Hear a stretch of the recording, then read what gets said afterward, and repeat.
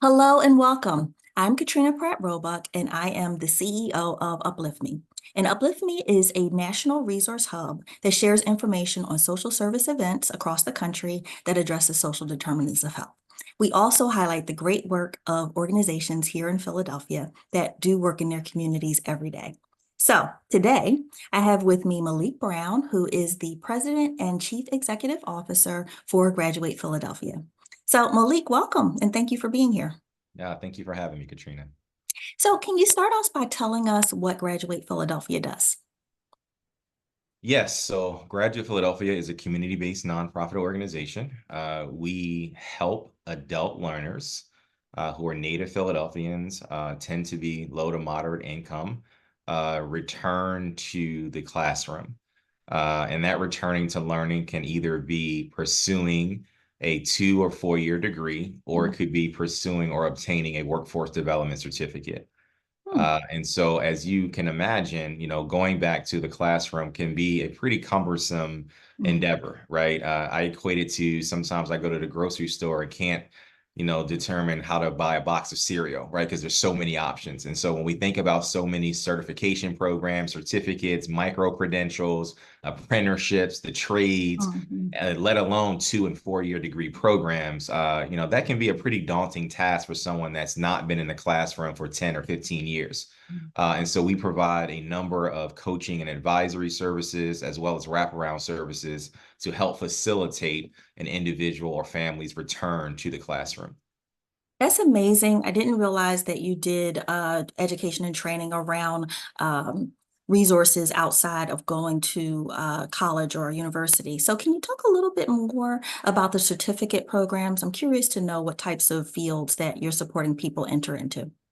Sure. So we not only serve as a marketplace for helping individuals determine what kind of workforce certificate they want to get, but we also offer our own sort of proprietary workforce program. So, in partnership with Accenture, who is a global technology and management consulting firm, we offer actually four distinct verticals.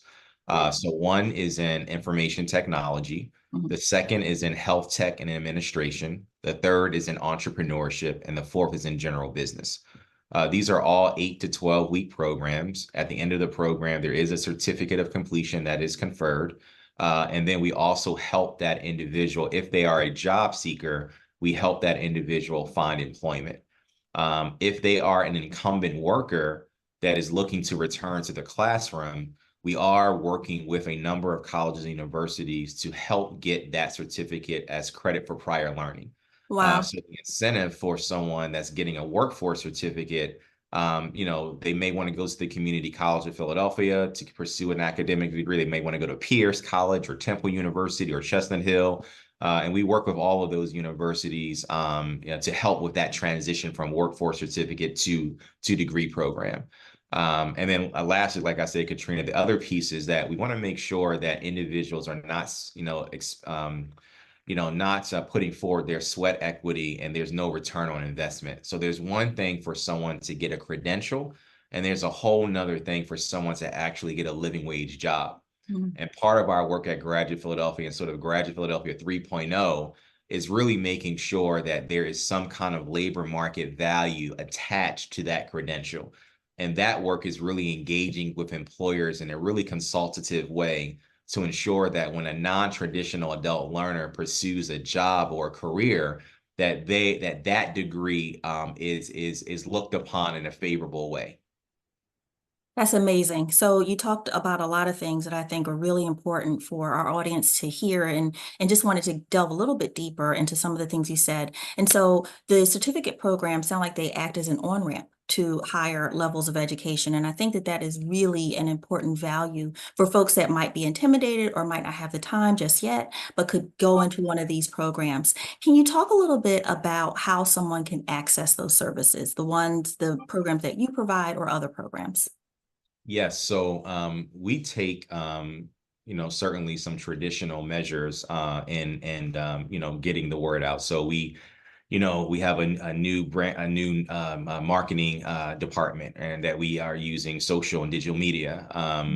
We have, but we also have, Katrina, a number of community sort of engagement initiatives that help to create access points, Okay.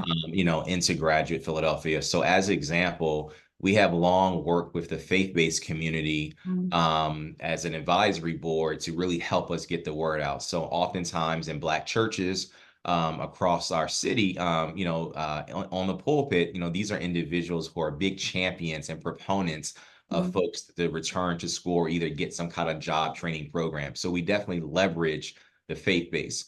We also partner with a number of community-based organizations or CBOs that really are embedded in communities of color across the city. And we like to think of ourselves as becoming an extension of those community hubs, right? And so as a specific example, we just launched what we're calling a satellite office at the North 10 Lenfest Center that is in the Huntington Park and East Tioga section of our city. They have a 75,000 square foot facility. And as a part of a collective impact, go ahead. as a part of a collective impact model, we are now fully embedded within that facility. And so for those that are living in that North Philadelphia catchment area, Mm, they are able to go directly into this facility and receive post-secondary education and workforce development services. And the reason that that model works so well is that number one, there's already existing physical infrastructure. mm, Two, North 10 already has the trust of that community. mm. And three, they were not providing education and workforce services. So it was a good, match between two organizations that had not worked together previously. And then I do want to just give a quick shout out to my good friend Atif Bostic, who runs Uplift Solutions. He's a third partner that's working with us on this collective impact model in North Philly. That's incredible. And you have a number of things that I want to follow up on because I'm really impressed. So some of the things that you said in the comment previous to being located in the Linfest Center is that you work to ensure that the programs that people are taking will have value and get them living wage jobs. I think that that's huge. The other thing I was really impressed that you said is that you're working towards having those folks have those classes count towards college education, wherever they might want to go. So I just wanted to highlight that I think that that work is incredible that you're doing and so important. The comment around how people access services so they can go to the Linfest Center and actually be in that facility and receive classes. Are there other access points outside of community-based organizations? If someone wanted to look up Graduate Philadelphia and engage in your programs, is there a number they call? Is there an intake form they complete? Can you talk a little bit about how that looks? Yes, so great question, Katrina. So someone can go to www.graduatephiladelphia.org. When they access the homepage, they will see there's contact information where we have a phone number that they will then be connected to what we call post-secondary navigators. Mm, And also there is an intake form that is embedded on our website, okay. which will then trigger, someone to follow up with that individual. So I am happy to report that our website is being reimagined to make it more robust, to make it more functional. But even in its current state, someone can go there, fill out an intake form, or also call us directly. And then I will say that people can also do walk-ins. So currently, right now, we Mm, are located at 1760 Market Street. okay. And so someone can certainly give us a call and schedule a one-on-one coaching session for those that are closer to Center City. And then we also are doing a number of just online coaching sessions as well for those that Mm, may not have direct access to get to Center City or North Philadelphia. And like I said, the other ways that folks can learn about us, we are on Facebook, we are on LinkedIn, and then in a month or so, we will be on Instagram. And we have partnered with a number of city council constituent services offices. So our marketing collateral are at those constituent services office. We've also partnered with state reps and state senators at the state level, where we have shared our information and collateral with those elected officials as well. So whether you enter a church, whether you enter a community-based organization, or whether you enter a city council's office, we have tried really aggressively to make sure that people know about the services of Graduate Philadelphia, and they can access those services. Still a lot of work to do, Katrina. We're not, we're still fighting the good fight every day for additional financial resources, and so that the North 10 is a great example of providing a direct access point in a community. But we want to make sure that we have a Graduate Philadelphia satellite office in South Philadelphia and West Philadelphia, as well as Germantown and West Oak Lane. That's wonderful. And I think that you guys thinking to be an extension of other community-based organizations and, engage with the constituent offices of our representatives really speaks to you trying to meet people where they are, and then certainly the faith-based community. So I really appreciate the sort of creativity within which you are making sure that the work of Graduate Philadelphia is well known. So can you talk a little bit, you mentioned a little earlier, and I think this was really important. You said that Graduate Philadelphia provides wraparound services. So Mhm. what does that mean, and how does that support an individual's success in completing programs? Yeah, that's a great question. So we take what we call a holistic approach Mhm, to serving an adult and a family. mhm, And so often in different workforce development programs, or even different 2-year and 4-year degree programs, retention tends to be a little low because we're not tackling the holistic need of that individual or that family.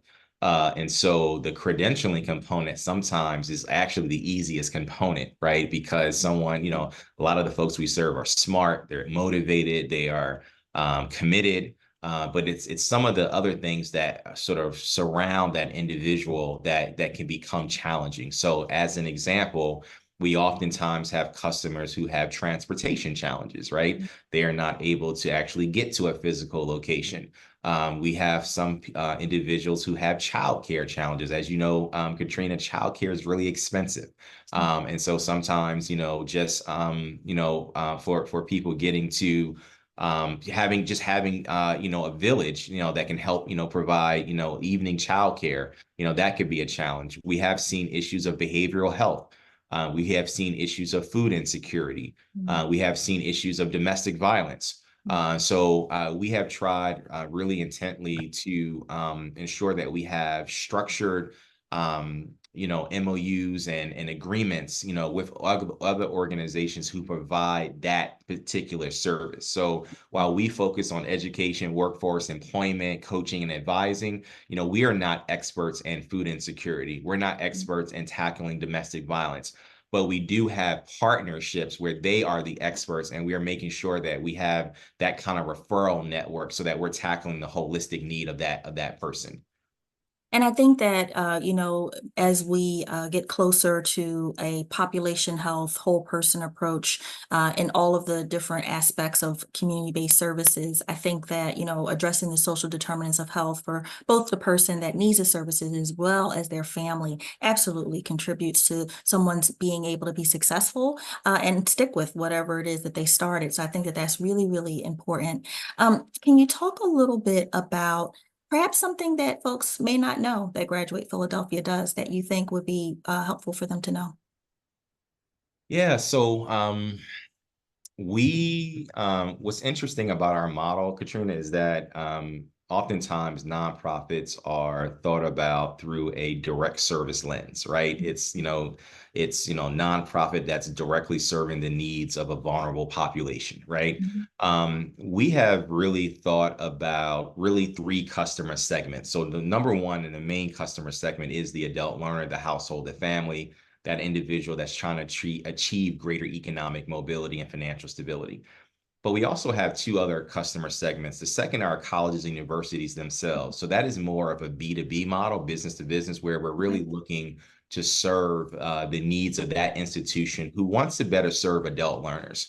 So mhm, oftentimes colleges and universities are designed in a way to serve very traditional populations, 18 to 21, and they're not really structured in a way to serve non-traditional populations. So we have really taken a more of a consultative approach mhm, to helping those colleges and universities engage communities of color, bridge their career services to more strategic employer partnerships, mhm, really look at some of their DEI initiatives and really help them to think about Black and Brown communities through an equity lens. So that's something that a lot of people don't know about us because they think of us historically through just a direct programming lens.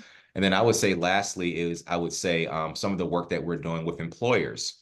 A lot of employers have tuition assistance and tuition reimbursement programs. And Mhm. oftentimes, their frontline workforce or their mid-skilled workforce is not taking full advantage of sometimes the benefits that Mhm. employers offer. And so we have some partnerships with employers where we're helping to upskill and reskill particularly their frontline workforce through educational attainment and through some customized workforce training. That's amazing. That's amazing. I think that oftentimes people don't utilize the full benefits that might be available in their job. So it's really wonderful to hear that you have thought about and are proactively connecting people to skills. And another thing that came up for me as you were talking, you mentioned collective impact. And one of the things that came up for me earlier was that the work that you're doing is anti-poverty work and it's multi-generational work. Thinking about just some of the things that I read on your website about child is more likely to go to college if someone in their household has gone to college. So really, I wanted to just highlight that and ask if you want to talk a little bit more about how that multi-generational work happens and what you've seen as a result. Yes, a great question.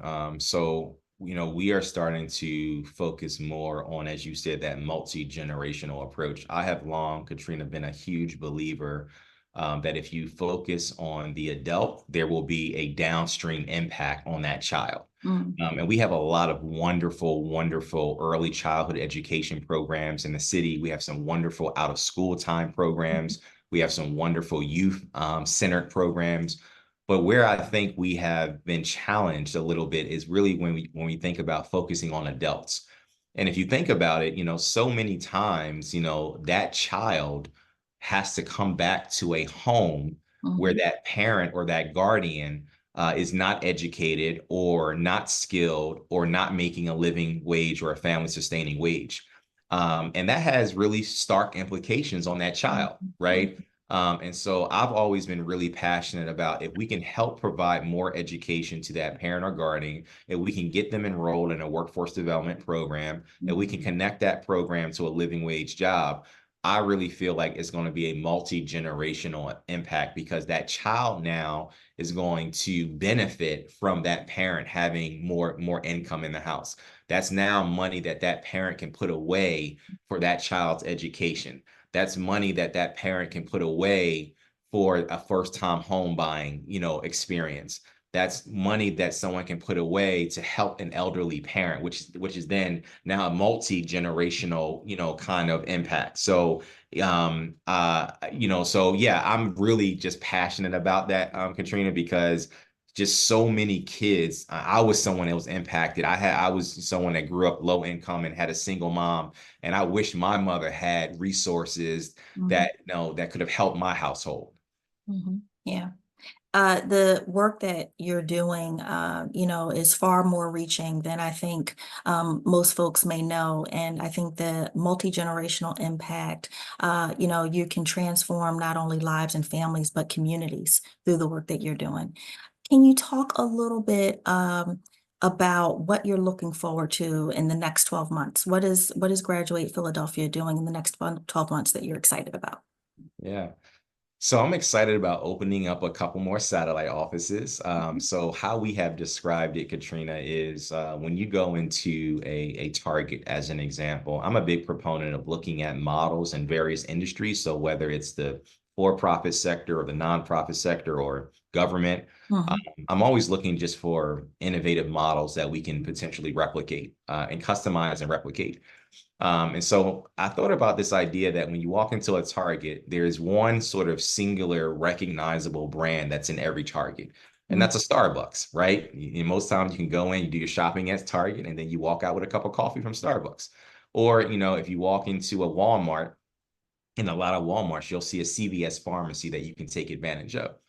And so for us, because we are in year 4 of our five, we've been around 17, 18 years as a program, okay. but we've only been around 4 years as a standalone 501(c)(3) corporation. And so given that we are still in somewhat in our infancy, we thought that it would be better to attach ourselves to existing community infrastructure versus kind of having some kind of shovel ready project where we're going to have some type of $100 million capital campaign, right? Mhm. And so this idea of us kind of being someone's Starbucks, that's what I'm really excited about, because there are so many great, wonderful community-based organizations throughout the city of Philadelphia: Congreso, Achievability, Diversified Community Services, just great organizations that are doing great work. And we've started to reach out to some of these dynamic organizations to see if there's an opportunity for us to create a collective impact model. So I'm really excited about that.